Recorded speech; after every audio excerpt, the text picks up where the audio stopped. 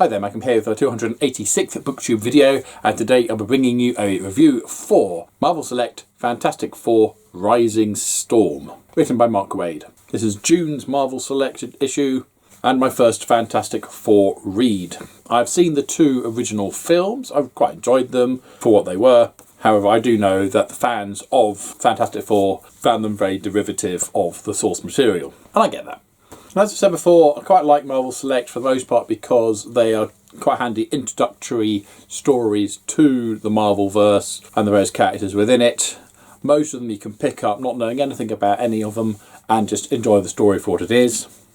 However, there are some that are arguably a little bit more involved, and I would say this one is. Thankfully, it does come with an introduction, the story so far, so to speak, where for certain reasons Mr. Fantastic has swapped the powers of the Invisible Woman and the Human Torch around so that the two siblings have each other's powers.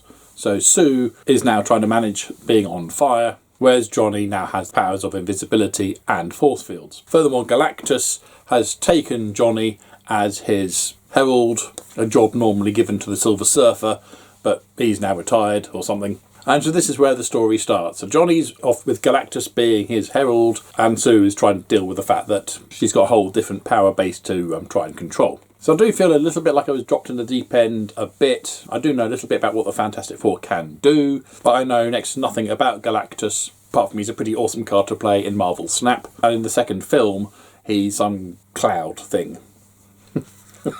And to fill Johnny's space, this guy turns up, Quasar, to help out another character I know absolutely nothing about whatsoever, who seems to have sort of Superman-style powers in his own right, and so what's the point of having any other superhero? He seems to be pretty epic on his own, but never mind. The story is told really over 4 parts. First, where Johnny and Sue come to grips with their new powers and realities, and Johnny does his best to fulfill but not fulfill his job as herald. The second part, we learn about Galactus's history, how he came to be, what he is, and where he came from, and why.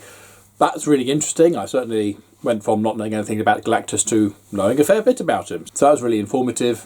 And that finished off really with the final confrontation against him, where in essence they removed Galactus from the man who was Galen. It was quite an epic fight scene, ending up with this man stepping from the fallen shell of Galactus. The next part really is trying to convince Galen that life on planets is worth protecting and not destroying, because the essence of Galactus is now winging around space and looking for its former host, ready to reform its tyrannical reign, as it were. And they're trying to appeal to this individual's humanity, so to speak. Life is precious. And that leads to a conclusion, the side effect of which are that the Fantastic Four all lose their powers, which end up bouncing about various inhabitants of the city, where individuals randomly become on fire or invisible or thinged or start stretching in weird places, but only temporarily. And so there's a quick rush from the original owners of these powers to try and reclaim them.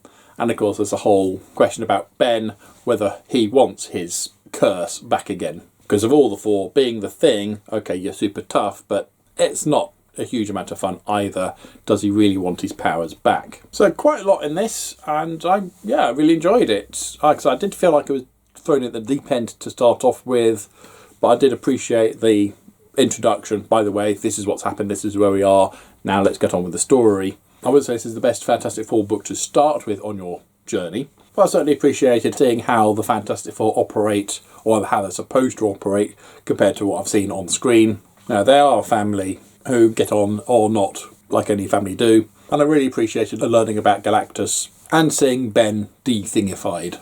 Well, that works pretty good. It's a little cartoony, but when you're dealing with stretchy powers and thingy powers and flamey powers, if it was any more realistic looking, it would look ridiculous, whereas with a cartoony feel to it, it works. Yeah, really enjoyed the story, really enjoyed the book. Booktastic. So, have you read Rising Storm?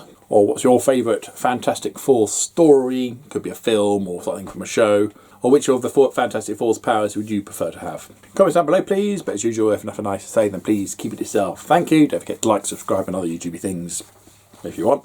And until next time, see you later.